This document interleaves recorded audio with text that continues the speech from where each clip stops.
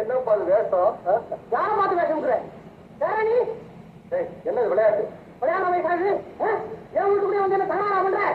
மரியாதை யாரும் சொல்ல கூட்டு வெளியே அனுப்பிடுவாமா? ஏறமா அப்பாப்பா வச்சிருக்கப்பா என்ன முட்டாள் யாரா இந்த ஆளு? அப்பா அப்பா நல்ல தம்பின்னு சொல்லல. அந்த அண்ணன் இவர் தான்ப்பா. அண்ணன் இவர் தான் என்ன பெற்றவர். என் பேர் ராமன் தானே. எங்க அப்பா பேர் பல்றானே.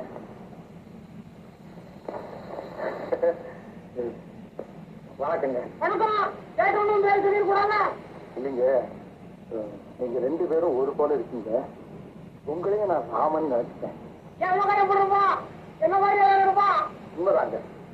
ஆனாலும் நம்படி தப்பாம அச்சு அப்படி இருக்கிறது ரொம்ப ஆச்சரியம். உட்காருங்க. ஏதாவது விசேஷம்? ஆமாங்க, உங்க பக்கத்து போர்ஷன் எனக்கு வாடகைக்கு வந்து. ஐயோ, அது எங்க அப்பாவை கேட்கணும். கொஞ்சம் இருங்க, நான் அவரையே அழைச்சிட்டு வந்துடுறேன். ஆமா, நான் இதுவரைக்கும் இப்படி ஏமாந்ததில்லப்பா. உங்க ரெண்டு பேருக்கும் வித்தியாசமே தெரியுது. பேருந்து காட்டா வராது. இவரு உங்க அப்பா மாதிரியே இருக்காரு. உட்கார். வணக்கம் பெரிய. அண்ணே, இவங்கதான் என் தாத்தா. நான் ராம, எங்க அப்பா பல்ராம, எங்க தாத்தா பரசுராம.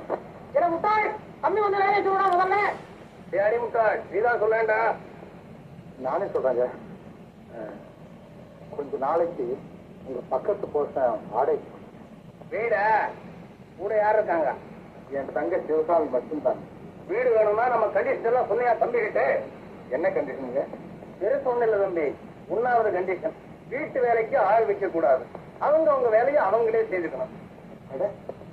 இது எனக்கு ரொம்ப பிடிக்குதுங்க. அடுத்தது, வீட்டுக்குள்ளார பீடி சிகரெட் பிடிக்க கூடாது. சென்ட், பவுடர், லிப்ஸ்டிக் போட்ட பெண்கள் வீட்டுக்குள்ள இருக்கக்கூடாது. எல்லாம் பழங்கால பண்பு ஒட்டியே இருக்குது.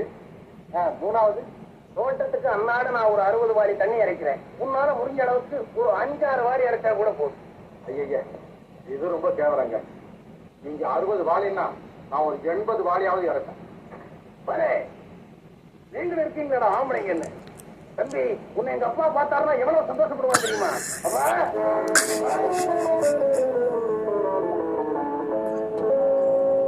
உங்களுக்கு அப்பா